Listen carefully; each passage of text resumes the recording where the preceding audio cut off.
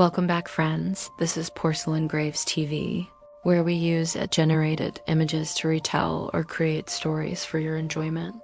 Today we are jumping into another book of folklore. This time we are going to be recreating 3 brilliant stories from Germany, written by the Brothers Grimm. So sit back and relax. Make sure you've got your tea and cozy blanket as we dive on into these chilling stories. Story 1, The Juniper Tree. A wealthy and pious couple pray every day for God to grant them a child. One winter, under the juniper tree in the courtyard, the wife peels an apple. She cuts her finger and drops of blood fall onto the snow. This leads her to wish for a child to be as white as snow and as red as blood. 6 months later, the wife becomes gravely ill from eating juniper berries and asks her husband to bury her beneath the juniper tree if she dies. A month later, she gives birth to a baby boy as white as snow and as red as blood. She dies of happiness. Keeping his promise, the husband buries her beneath the juniper tree. He eventually marries again, and he and his new wife have a daughter named Marjorie. The new wife loves Marjorie but despises her stepson. She abuses him every day, claiming that she wishes Marjorie to inherit her father's wealth instead of her stepson. One afternoon after school, the stepmother plans to lure her stepson into an empty room containing a chest of apples. Marjorie sees the chest and asks for an apple, which the stepmother gracefully offers.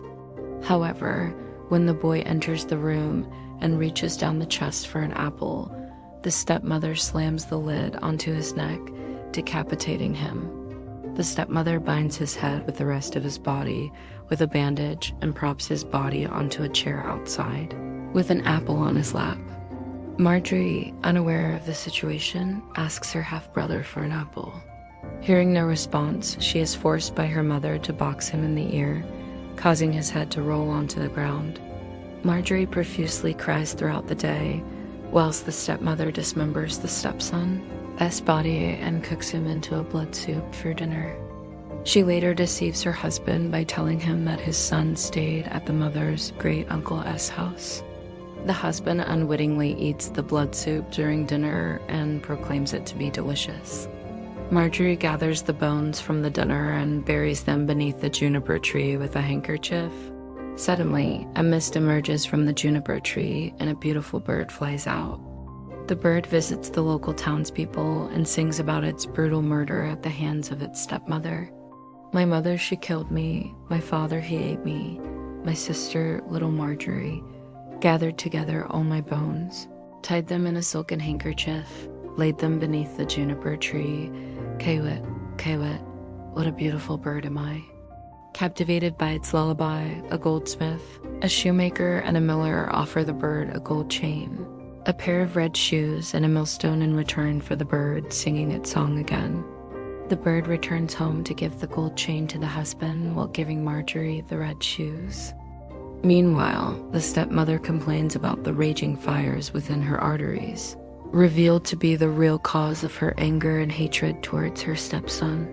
She goes outside for relief, but the bird drops the millstone onto her head, killing her instantly. Surrounded by smoke and flames, the son, revealed to be the bird, emerges and reunites with his family. They celebrate and head inside for lunch, and live happily ever after. The juniper tree is truly a shocking story of murder and revenge. What do you think of this story? Did you think the stepmother's end could have been more brutal or satisfactory?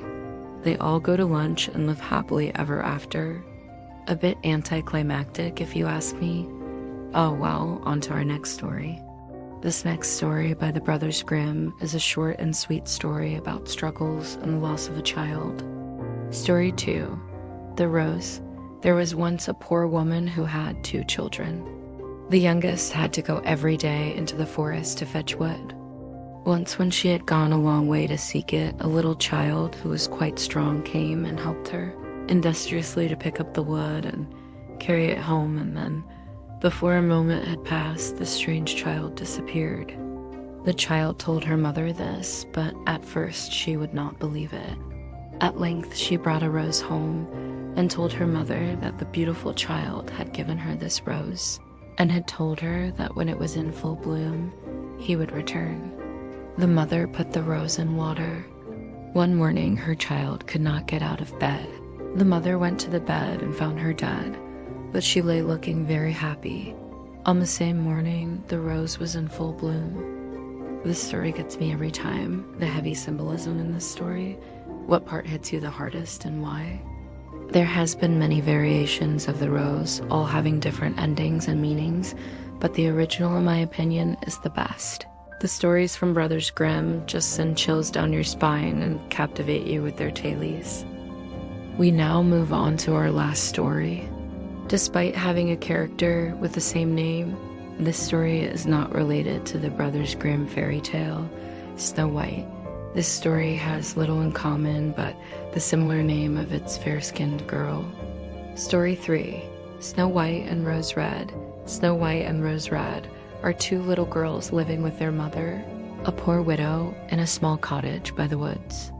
Snow White is quiet and shy and prefers to spend her time indoors, doing housework and reading.